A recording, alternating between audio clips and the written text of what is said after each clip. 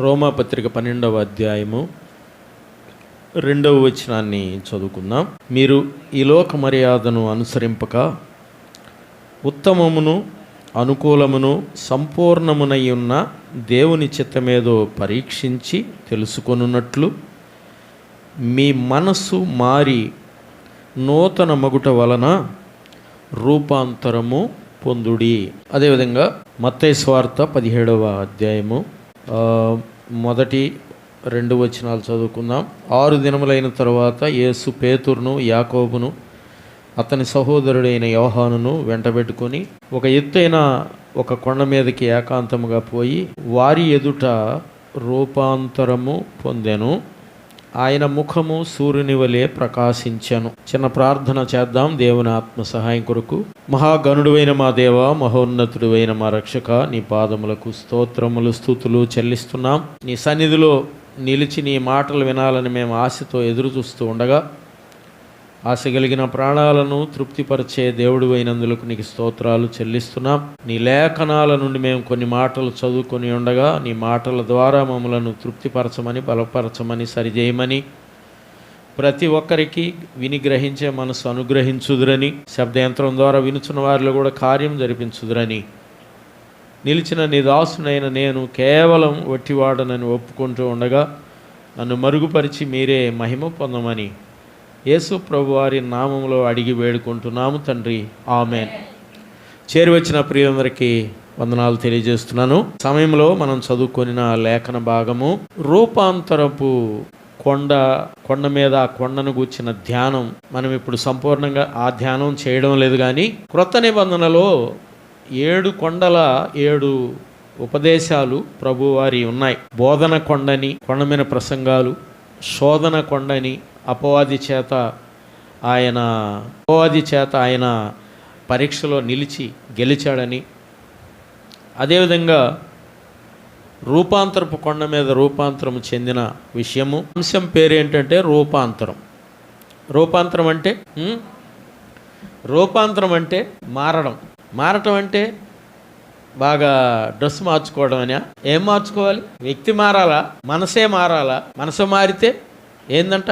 రూపాంతరం అనేది జీవితంలో ఒక ప్రముఖమైన ఘట్టం. అది కొందరిలో మాత్రమే దాన్ని మనం చూడగలుగుతున్నాం. అందరిలో అది చూడలేని పరిస్థితిని ఈనాడు ఉన్నది. ఆయన ఆ రోజు రూపాంతరము చెందాడు. కొండ కాదు రూపాంతరం చెందింది, కొండ మీద ప్రభు అని. ఆ రోజు ఆయన రూపాంతరం చెందినప్పుడు ఎంతమంది ఉన్నారు? పక్కన 3 ఉన్నారు. 3 శిష్యులు, యాకోబు, యోహాను, పేతురు. 3 ఉన్నారు. 3 ముందు రూపాంతరం చెందాడు. కానీ ఆ రోజు 3 ఉన్నారు. 3 నోరు మూసుకుని ఉంటే మనకు తెలిసేది కాదు. కానీ వారు ఎందుకు ఆ రోజు అందరికీ రూపాంతరం చూపించకుండా వాళ్ళ 3కే చూపించాడు? ఆయన వచ్చిన పని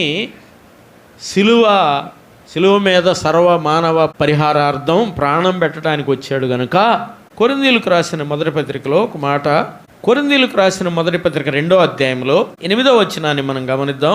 అది లోకాధికారులలో ఎవరికి తెలియదు, అది వారికి తెలిసి ఉండిన ఎడల మహిమాస్వరూపియగు ప్రభువును సిలువ వేయక పోయి ఉందురు. ఏది తెలిసి ఉంటే? అసలు ఈ రూపాంతరం గనక అందరికీ పబ్లిక్గా ఆయన తెలియజేస్తే సిలువేసేవాళ్ళ? సిలువేయలేరు. అందుకే వాళ్ళ 3కి చూపించాడు. అంతే. వాళ్ళ 3కేనా? పాత నిబంధన భక్తులకు కూడా చూపించాడు. ఆనాడు పాత నిబంధన భక్తుల్లో నిన్ను చూడాలని ఆశ కలిగి అడిగిన వారు ఒకరున్నారు, మోషే. అప్పుడు అడిగినప్పుడు చూపించలా, ఒకానొక సమయం వచ్చిద్దిలే అని ఆ సమయానికి వాస్తవానికి మోషే అడిగినప్పుడు అక్కడ ఎవరిని అడిగాడు? మళ్ళీ ఇక్కడ ఈ విషయాన్ని మళ్ళీ మాట్లాడబోతుంది. ఎవరిని అడిగాడు? యేసు ప్రభువునా, తండ్రి అయిన దేవుణ్ణా? వేరు చేస్తే ఎలా అండి? మరి ఇక్కడ ఎవరికి చూపిస్తున్నాడు? ఏమని రాయబడింది? కొరింథీ పత్రికలో మహిమాస్వరూపి అని రాయబడింది. మహిమాస్వరూపి ఎవరు? రూపాంతరము చెందక ముందు యేసు అనే ఆధార్ కార్డు ఉన్న యేసు ప్రభువే. కానీ రూపాంతరం చెందినప్పుడు ఉన్నవాడైన దేవుడు. ఎందుకని వీరికి కూడా 3.5 సంవత్సరాలలో ఈ కొండ మీద రూపాంతరము చెందిన ఆ సమయం మా అయితే ఒక 3-4 గంటలు జరిగిందో, అది ఎన్ని గంటలో చెప్పలేం, కానీ వారు కొండ దిగి వచ్చేటప్పటికి తెల్లారింది. అంటే ఆ రాత్రిలో ఆయన రూపాంతరం చెందాడు. అంటే 33.5 సంవత్సరాలలో ఒకరోజు రాత్రి ఈయన తన రూపాంతరాన్ని చూపించాడు. అంతే కదా. కథమా దినాలన్నీ ఎలా ఉన్నాడు? వారితో నార్మల్గా ఉన్నాడు. ఎందుకు నార్మల్గా ఉన్నాడు? అసలు వచ్చిందే మనుషుడుగా, సశరీరుడుగా వచ్చాడు. రాకముందు అక్కడ చూడాలని మోషే అడిగాడు. ఇప్పుడు మోషే చూసింది మనుషుడైన యేసు ప్రభువునా, అప్పుడు అడిగిన దేవుణ్ణా? ఈడ ఏమైనా వేరు చేయగలమా? ఈ రూపాంతరాన్ని ఎవరు వేరు చేస్తారో చేయండి. ఇదే విషయం పేతురు పత్రికలో మరలా జ్ఞాపకం చేశాడు. పేతురు చూడండి ఏమి చూశాడన్నాడు. పేతురు పత్రికలో, పేతురు 2వ పత్రిక 1వ అధ్యాయంలో 18వ వచనంలో చెప్తా ఉన్నాడు చూడండి. 17వ వచనం నుండి ఆ 17వ వచనంలో ఉన్నదాన్ని వారు చూశారు, 18లో చూశారు. 17వ వచనంలో ఏమన్నాడు? ఆయన మహాత్మ్యమును మేము కన్నులారా చూచిన వారమై తెలిపితిమి అన్నాడు. ఎన్ని రోజులు చూశారు?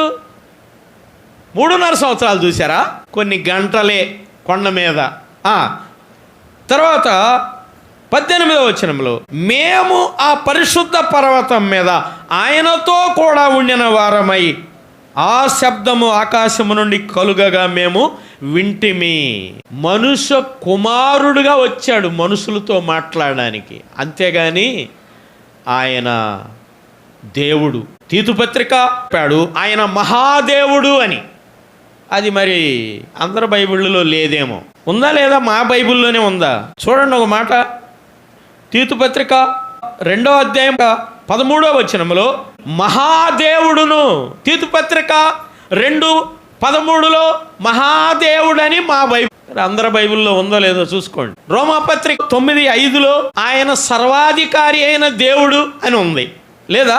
మరి అది మా బైబిల్లోనే ఉందేమో. యెషయా గ్రంథం 9:6లో నిత్యుడగు తండ్రి, యేసు ప్రభువుని గురించి చెప్తూ చెప్పాడు. నిత్యుడగు తండ్రి అండి, తండ్రి అంటే ఈయనేనని చెప్పి అక్కడ ఉంది. మరి మా బైబిల్లో ఉంది, మీ బైబిల్లో లేవేమో. ఆలోచన చేయండి ప్రియులారా. ఆయన రూపాంతరం చెందాడు. ఆయన ఏమి చేసినా మన కోసమే. ఆయన రూపాంతరం ఎందుకోసం? చూసిన వారు రాశారు, రాసినట్టుగా ఈరోజు మనం చదువుకుంటున్నాం. ఇప్పుడైతే మనకైతే ఏంటి? దీన్ని ఆయన రూపాంతరం చెందాడు. చెందినా చెందకపోయినా, ఎవరు అభిప్రాయపడకపోయినా ఆయన ముమ్మాటికి నిక్కచ్చిగా నిలువెల్లా నిజము సత్యము, ఆయనే దేవుడు. యోహాను 1వ పత్రిక 5:20 కదా మనకు తెలిసింది. ఆయనే నిజమైన దేవుడు, యేసు ప్రభువే. ఆయన రూపాంతరం చెందాడు. మనల్ని అలాగే ఉండమన్నాడా? ఇప్పుడు మనం కూడా ఇప్పుడు రండి రోమాపత్రిక మన పాఠంలోకి వెళ్దాం. 12:2 కదా.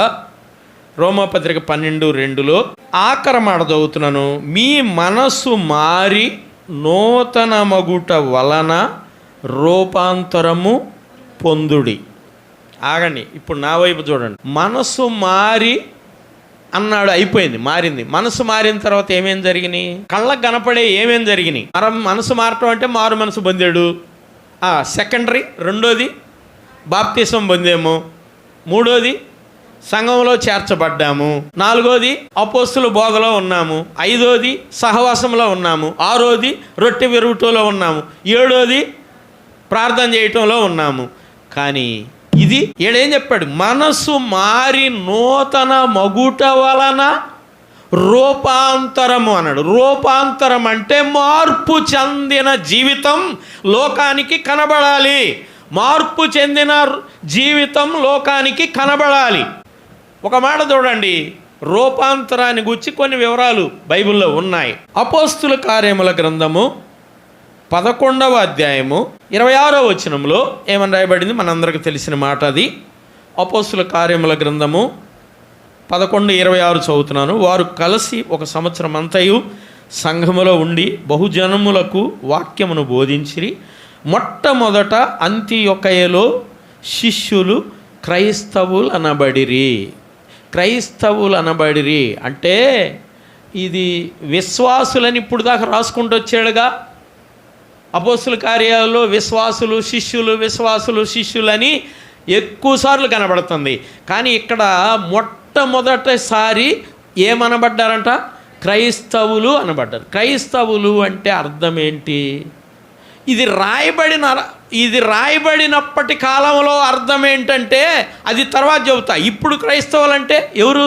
కానీ ఇది రాయబడిన కాలంలో ప్రభువుని నమ్మి ఆయనను అనుసరిస్తూ నడుస్తూ ఉన్న వారిని మొట్టమొదట క్రైస్తవులు అని వారి జీవితాలను చూసి క్రైస్తవులు అన్నారు. అంటే క్రైస్తవుడు అంటే క్రీస్తుని పోలి నడుచుకునేవాడే క్రైస్తవుడు.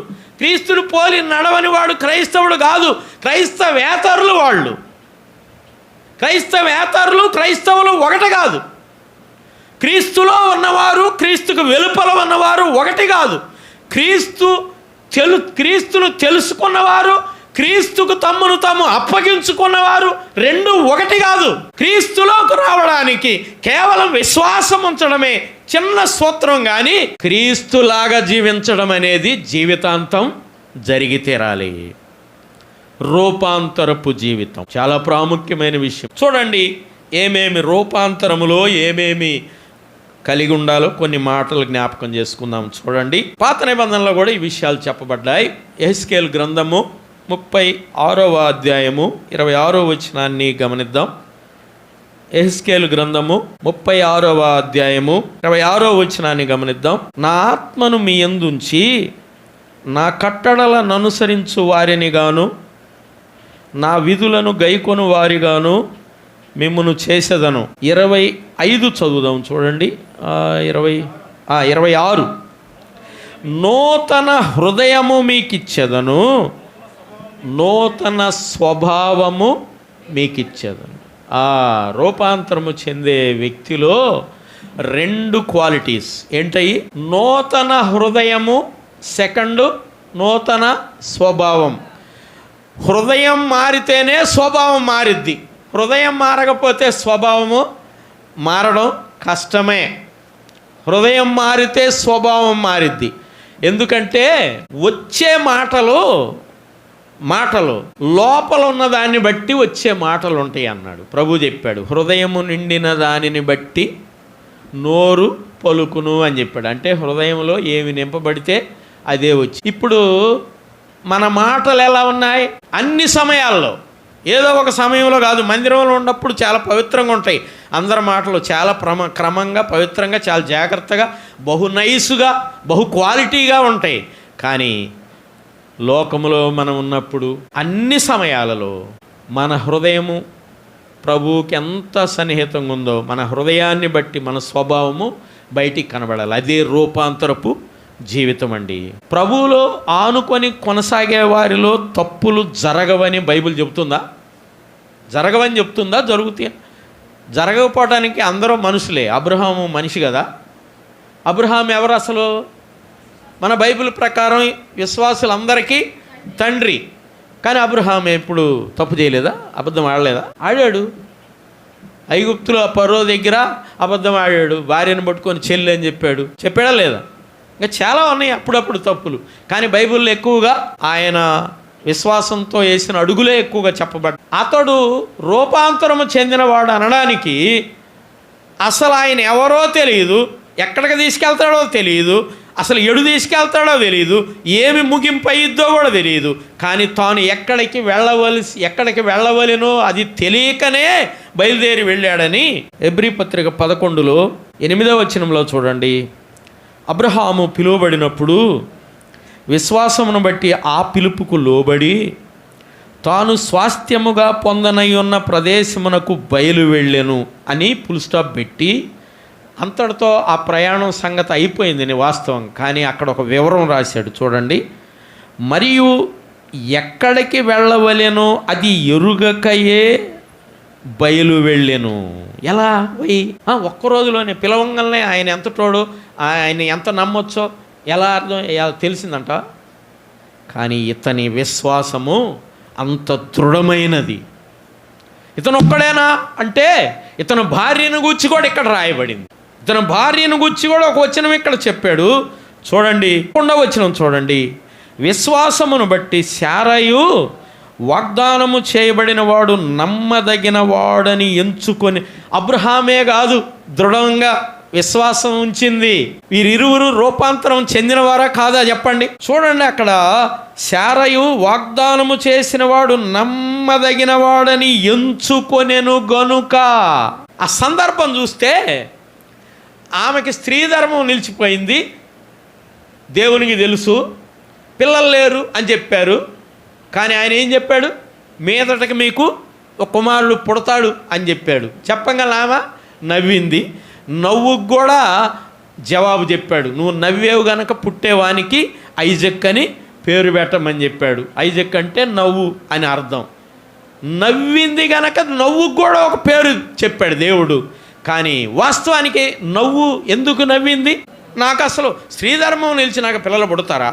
కానీ ఈ ప్రపంచంలో ఇస్సాకు పుట్టుక చాలా అద్భుతమైన పుట్టుక. ఎందుకంటే అది వైద్యశాస్త్రానికి సవాల్తో కూడిన పుట్టుకే, అవునా కదా? స్త్రీధర్మం నిలిచిన గర్భం రావడం ఇంపాసిబుల్. కానీ ఇక్కడ అదే చెప్పాడు చూడండి, ఆయన మీదట కుమారుడు పుడతాడని చెప్పిన మాటే ఆమె గట్టిగా పట్టుకుంది.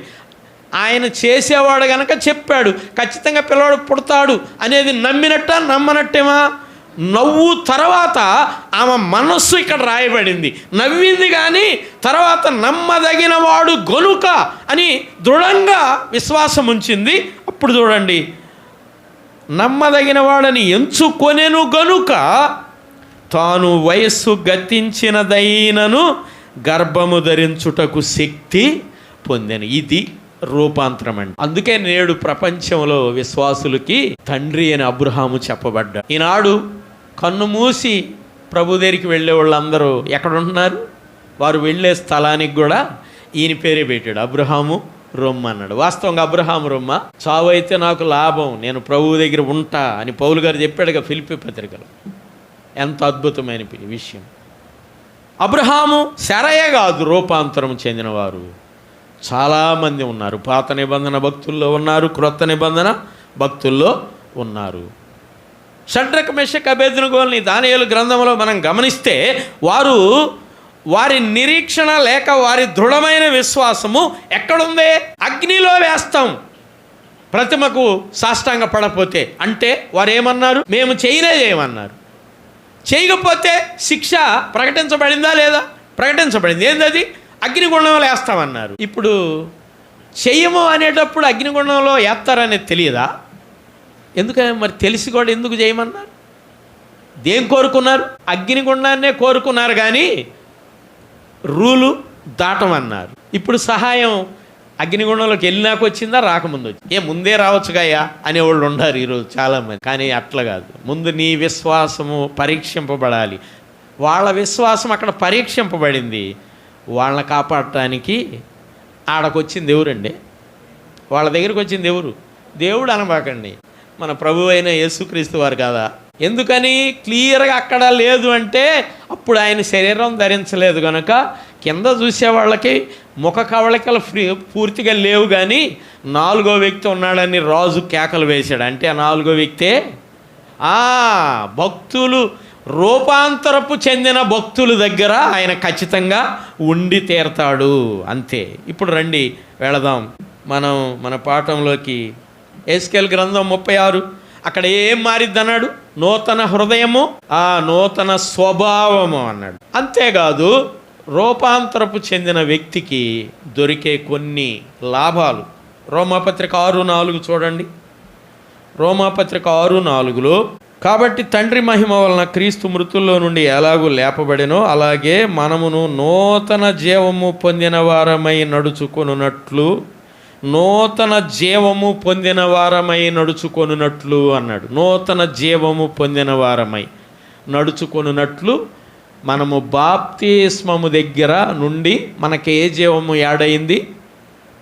బాప్తిస్మం సంగతి ఇక్కడ చెప్పాడు. నూతన జీవం, ఆయనతో కూడా పాతి పెట్టబడ్డాం, ఆయనతో కూడా లేపబడ్డాం అనే మాటలు ఈ 6వ అధ్యాయంలో మనం చూస్తాం.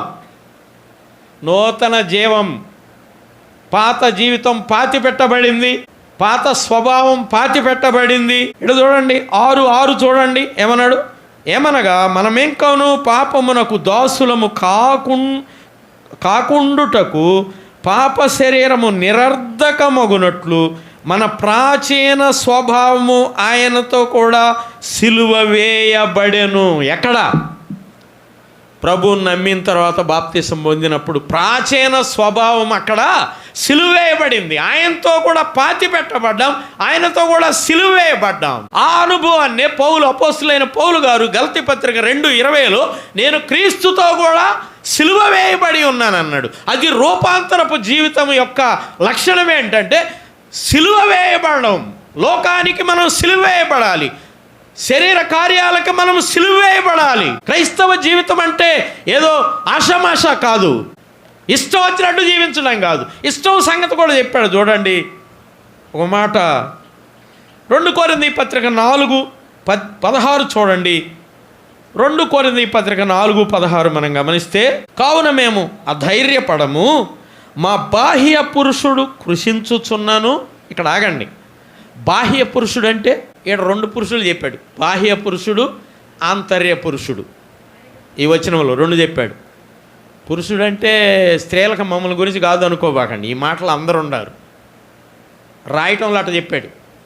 బాహ్య పురుషుడు అంటే కనబడేవాడు, ఆంతర్య పురుషుడు అంటే కనబడనివాడు. ప్రతి మనిషిలో కనబడేవాడు ఉన్నాడు, కనబడినోడు ఒకడు ఉన్నాడు. కనబడినోడు ఎప్పుడంటే అప్పుడు కనపడ్డావు లోపలోడు. ఒక భక్తుడు ఇలాగ చెప్పాడు, పైకి బాగానే ఉన్నాడురా అంటే బాహ్య పురుషుడు బాగానే ఉన్నాడు, ఆంతర్య పురుషుడు సంగతే మనకి అర్థం కావట్లేదు అన్నారనుకో. ఒక భక్తుడు అన్నాడు, ఒకసారి గిచ్చి చూడండి వాడు అసలు రూపం ఏందో అర్థమైద్ది అన్నాడు. వాడికి ఏదన్నా ఒకటిట వాడిని ఒకసారి గిచ్చి కొద్దిగాడికి నొప్పి తగిలినప్పుడు లోపలోడు బయటకు వస్తాడనమాట.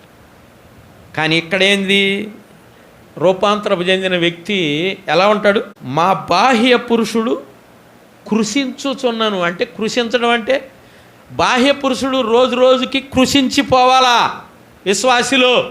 ఆంతర్య పురుషుడు దినదినము నూతన పరచబడాలా. ఆంతర్య పురుషుడు బాహ్య పురుషుడు వీళ్ళిద్దరు కలుసుకోలేరు. ఆంతర్య పురుషుడు చెప్పినట్టు బాహ్య పురుషుడు ఇంటే బాగుండదు, కానీ బాహ్య పురుషుడు చెప్పినట్టు ఆంతర్య పురుషుడు ఇంటే ఆంతర్య పురుషుడు కనుక నడిస్తే ఇక అది విశ్వాసి జీవితం పాడైపోయినట్టే ప్రియులారా. బాహ్య పురుషుడు కృషించుచున్నాడా లేదా గమనించుకోండి. ఆంతర్య పురుషుడు బలపడుతున్నాడా లేదా గమనించండి. బైబిల్ గ్రంథం ఒకళ్ళొకళ్ళు విమర్శించుకోమని ఎక్కడా లేదు. బైబిల్ గ్రంథంలో ఏమని ఉంది, ప్రతివాడు తన్ను తాను పరీక్షించుకోవాలనే ఉంది తప్ప ఒకరినొకరు పరీక్షించుకోవాలని లేదు. ఈ బైబిలు జీవ గ్రంథము, పరిశుద్ధ గ్రంథము, అదే సమయంలో ఇది ఒక అద్దము లాంటిదని చెప్పాడు. అద్దం ఎలా పెట్టుకుంటే ఎవరు కనపడాలి, అద్దం ముందు ఎవరు ముఖం వాళ్ళకి కనపడితే క్షేమం, కానీ అద్దం ఇట్ట పెట్టుకొని ఆళ్ళ ముఖం వీళ్ళ ముఖం చూస్తే ప్రయోజనం లేదు, చెడిపోతాం. ప్రియులారా, రూపాంతరపు జీవితం చాలా ప్రత్యేకమైనది. మరొక మాట చూడండి, ఎఫెసీ పత్రిక 4:23 చూడండి. బాహ్య పురుషుడు ఆంతర్య పురుషుడు కొరింథీ పత్రికలో చూసాం. బాహ్య పురుషుడు కృషించిపోవాలా, ఆంతర్య పురుషుడు బలపడుతూ ఉండాలా. అప్పుడే రూపాంతరపు జీవితం తయారవుతుంది. తర్వాత ఎఫెసీ పత్రిక 4:23 గమనించండి ఏమన్నాడు, నీ చిత్త వృత్తి యందు నూతన పరచబడిన వారై. ఆగండి, నీ చిత్త వృత్తి యందు నూతన పరచబడిన వారంటే చిత్తవృత్తి అంటే ఏంది, నీ ఇష్టం అండి. నీ ఇష్టం అనేది పక్కన పెట్టాలా. ఇంతకుముందు నీ ఇష్టం ఎలా నడిచింది, ఇప్పుడు ప్రభువులో నీ ఇష్టం ఎలా ఉంది. ప్రభు ఇష్టమా నీ ఇష్టమా, ఈ విషయం చేయాలి, ఈ విషయం ఎలా చేయాలి, ఇది ప్రభు ఇష్టం ప్రకారం చేద్దామా నీ ఇష్ట ప్రకారం చేద్దామా. దీన్నే ఇక్కడ పౌలు గారు చాలా భూతద్దంలో చెప్పాడు. ఏమని, మీ ప్రాచీన స్వభావమును వదులుకొని, ప్రాచీన స్వభావం వదులుకోవాలి, ఇంకా ఉండకూడదు, వదులుకొని మీ చిత్తవృత్తి యందు నూతన పరచబడిన వారై అన్నాడు. నీతియు యథార్థమైన భక్తియు గలవారై దేవుని పోలికగా సృష్టింపబడిన నవీన స్వభావము ధరించుకోవాలి. నవీన స్వభావం. ఇదంతా రూపాంతరపు జీవితానికి మెట్లు అండి. ఏంటి? రూపాంతరపు జీవితానికి మెట్లు ఇవి ఒక్కొక్కటి. ప్రియులారా, మరొక మాట చూడండి. కొలస్సే పత్రిక 3:10 చూడండి. కొలస్సే పత్రిక 3:10 చదువుతున్నాను, గమనించండి. 9-10 కలిసి ఉన్నాయి. ఒకరితో ఒకడు అబద్ధం ఆడకుడి. ఎందుకని? ఆడుతున్నారనా? ఇది ఎందుకు రాయబడింది? ఎందుకండి మరి చిన్న చిన్న విషయాలకు కూడా అబద్ధాలు అంటే చిన్న చిన్న విషయాలు అన్నానని పెద్దాటికి ఆడాలని కాదు అసలు, అవునా కాదా? అసలు అబద్ధం ఎందుకు ఆడాలి? అంత అవసరమైంది చిన్నదానికి కూడా. ఏమన్నాడు? అబద్ధం ఆడకుడి. ఎలయనగా అబద్ధం ఆడేది ప్రాచీన స్వభావమా ఇప్పుడు స్వభావమా? ఒకవేళ ఆడుతున్నాడు అంటే ఆ వ్యక్తి ఇంకా ప్రాచీన స్వభావంలో ఉన్నాడనా లేదనా ఇక్కడ చెబుతుంది. ప్రాచీన స్వభావమును దాని క్రియలతో కూడా మీరు పరిత్యజించి జ్ఞానము కలుగు నిమిత్తము దానిని సృష్టించిన వాని పోలిక చొప్పున నూతన పరచబడుచున్న నవీన స్వభావము ధరించుకొనుడి అన్నాడు. నవీన స్వభావం. ప్రాచీన స్వభావం పోవాలి, నవీన స్వభావం రావాలి. అదే రూపాంతరపు జీవితం ప్రియులారా. అదే రూపాంతరపు జీవితం. చివరగా ఒక మాట చూద్దాం, చూడండి. రోమాపత్రికలో 8:29 చూడండి. ఎందుకనగా తన కుమారుడు అనేక సహోదరులలో జ్యేష్ఠుడగునట్లు దేవుడు ఎవరిని ముందుగా ఎరిగినో వారు తన కుమారునితో సారూప్యము గలవారగుటకు. కుమారునితో సారూప్యం. సారూప్యం అనే పదం తెలుగులో చాలా అద్భుతమైన అర్థం కలిగిన పదం. కుమారునితో సారూప్యం అంటే ఎలా? ఇవన్నీ పక్కన పెడితే ఎలాగుంటుంది? ఇక రూపాంతరపు జీవితమేనా? ఈ పక్కన పెడితే కుమారునితో సారూప్యం అంటే అర్థం అవ్వడానికి యోహాను మొదటి పత్రిక 2:6 చదవండి. ఆఖరి భాగమైన పర్వాలేదు. ఆయన యందు నిలిచి ఉన్నవాడనని చెప్పుకొనువాడు ఆయన ఎలాగు నడుచుకొనెనో అలాగే తానును నడుచుకొనబద్ధుడై ఉన్నాడు. ఆయన ఎలాగు నడుచుకున్నాడో మనం కూడా అలాగూ నడుచుకొన బద్ధులమై ఉన్నాం. ఒకవేళ నడుచుకుంటే ఆయనతో సారూప్యము కలిగిన వారు అయినట్టా అవునట్టా? ఆయనలాగా నడుచుకుంటే ఆయనతో సారూప్యం కలిగిన వారమే. మనం ఎవరిలాగా నడుచుకుంటున్నాం? ఆ రోజుల్లో కూడా కొంతమంది నేను అపోలో వాడనని, నేను కేఫా వాడనని, నేను పౌలు వాడనని చెప్పుకునే బ్యాచీలు ఉన్నాయి. అంటే పౌలు అభిమానులు నేను పౌలు వాడనని, పేతురు అభిమానులు పేతురు అభిమానులని అట్లా. కానీ వాళ్ళు ఏం చెబుతున్నారు? యోహానుకి పేతురుకి పౌలుకి అభిమానులు ప్రత్యేకంగా ఉంటే వాళ్ళు ఏం చెబుతున్నారు? అసలు ఆ పేతురు పౌలు యోహాను వాళ్ళు ఏం చెబుతున్నారు? మమ్ములు పోలి కాదు, ప్రభువును పోలి నడుచుకోమంటున్నాడు. మేము కూడా ప్రభువును పోలి నడుచుకున్నాం, మీరు కూడా ప్రభువును పోలి నడుచుకోండి అని చెప్తా ఉన్నారు. ప్రియులారా, ఎలా మారిపోయిందంటే ఈరోజు 2000 సంవత్సరాలు అయింది బైబిల్ గ్రంథం. మన దేశంలో కూడా పురాతనం 1వ శతాబ్దంలోనే తోమ మన ఇండియా వచ్చాడు. ఆనాటి నుంచి క్రీస్తు ప్రభువుని మనం ఎరిగిన వారంగా ఉన్నాం. ఇంకా మన వాళ్ళు ఎలా ఉన్నారంటే ప్రార్థన చెయ్యండి అనేవాళ్ళు ఉన్నారు, కానీ చేయించుకోవడానికి ఆరాటపడుతున్నారు, కానీ చేయడానికి చేయించుకోవడానికి ముందుకు అసలు ప్రయాసపడుతున్నారు. ఆయన చేత చేయించుకుంటే బాగుంటుంది, ఈయన చేత చేయించుకుంటే బాగుంటుంది.